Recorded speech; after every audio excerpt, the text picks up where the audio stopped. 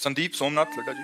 महाराज कोटि कोटि। श्री हरिवंश महाराज जी रामचरितमानस जी में रामचंद्र जी के रंग का वर्णन नील सरोरुहूं श्याम तरुण अरुण बारिज नयन करहूं सोमम उर्धाम सदा क्षीर सागर शयन। महाराज जी और कई जगह पर घनश्याम तथा नील वर्ण आया, इस तरह कृष्ण ठाकुर जी का रंग का वर्णन देखो ठाकुर जी के जो श्रीअंग का श्याम घन है वो प्रकृति में है ही नहीं, केवल उदाहरण मात्र दिया गया है। प्रभु अनुपम है, अनुपम माने उपमा रहित। जैसे केकी कंठाभ नीलम भगवान श्री राम के लिए आता है। कैसे? बोले केकी कंठाभ, केकी कहते मोर, मोर के कंठ में जो नीलिमा होती है ना, बोले ऐसे। बोले कैसे? बोले घनश्याम घन मेघ जैसे, नवनीरद घनश्याम, नवनीरद नवीन मेघ एकदम प्रकट हुआ बरसने को जैसे वो श्याम रंग। ये कोई भी भगवान के श्रीअंग की श्यामता को, भला प्रकृति का रंग चिदानंद रंग कैसे हो सकता है?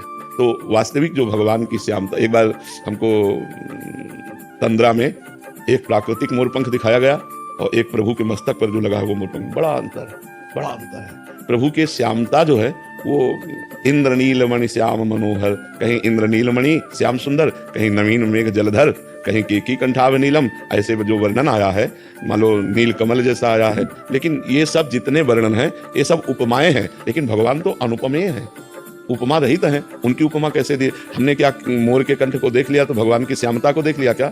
नवीन मेघ को देख लिया तो भगवान की श्यामता, भगवान के श्रीअंग का एक भी कुछ भी वो सदा सदा के लिए अंतर्मुख कर देगा, बहिर्मुखता का नाश हो जाएगा, प्रेम में विकल हो जाएगा। तो ये सब जितने उदाहरण दिए गए हैं ये सब ऐसे दिए गए हैं जैसे चंद्रमा वृक्ष की डाल के ऊपर एक हाथ देखो, डाल से एक हाथ देखो दिखाई दे रहा है, तो क्या डाल के एक हाथ ऊपर चंद्रमा है? लाखों करोड़ों हाथ ऊपर है लेकिन हमें दिखाई दे देता है कि नहीं दिखाई देता? हाँ हाँ दिखाई दिया। बोले देखो इस अमुक के ऊपर चंद्रमा दिखाई दे, हाँ हाँ दिखाई दिया। तो इसे कहते हैं चंद्र शाखा न्याय। तो हम भगवान की उपमा देते हैं कि लगभग लगभग ऐसे होंगे, हम भावना कर सके। बकाया सही जो रूप है भगवान का वो प्राकृतिक कोई उदाहरण ही नहीं बैठता, वो अनुपम है। वो जब श्यामता हमारे बसेगी तो गोपीजन क्या कह रहे हैं? जित देखूं तित श्याममयी है। अब तो कुछ दिखाई ही नहीं देता, जिधर देखूं वही श्याम सुंदर, वही श्याम सुंदर, वही श्यामता। ऐसा लगता है पूरी सृष्टि में श्यामता की बेली बो गई है, क्योंकि अपनी आंखें श्याम रंग से रंग गई। पी मूर्ति नयनन बसे यही रस रहा है समाये, ये लक्षण सुन प्रेम के और न कछु सुहाए। प्रीतम की मूर्ति बस गई। अब वो श्यामता, वो गोरापन प्रकृति में नहीं है जो प्यारी जी और प्यारे जी में है, जो राम जी और सिया जी में है। नीला है या मेघ श्याम है? श्याम यानी काला सावला आता है और नीला तो वो समझ नहीं आ रहा है। ना काले हैं ना नीले हैं, ना वो नीले हैं ना वो काले हैं, वो श्याम है। नाम जप, नाम ध्यान, नाम प्रकट करेगा। देखी रूप नाम आधीना, गोस्वामी जी ने लिखा ना, देखी रूप नाम आधीना। जब आप राम राम राम राम रटोगे तो जहां राम नाम का ध्यान करते वही राम जी की श्यामता आने लगेगी। वो श्यामता प्रकृति में किसी से नहीं जोड़ी जा सकती। ना वो काले हैं ना वो नीले हैं, वो ऐसे हैं कि बड़े बड़े गोरे दीवाने हो जाते हैं।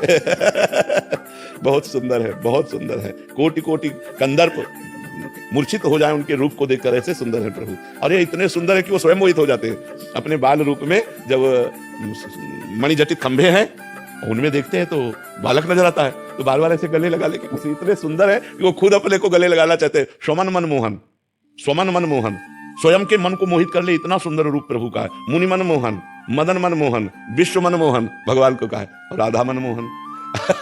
तो इसलिए उनका जो रूप है, उनकी जो श्यामता है वो ना नीली है ना काली है, एकदम अद्भुत श्यामता। अब उस अद्भुत श्यामता को बोले कैसी है? बोले जैसे मोर के कंठ की, केकी कंठाभ नीलम।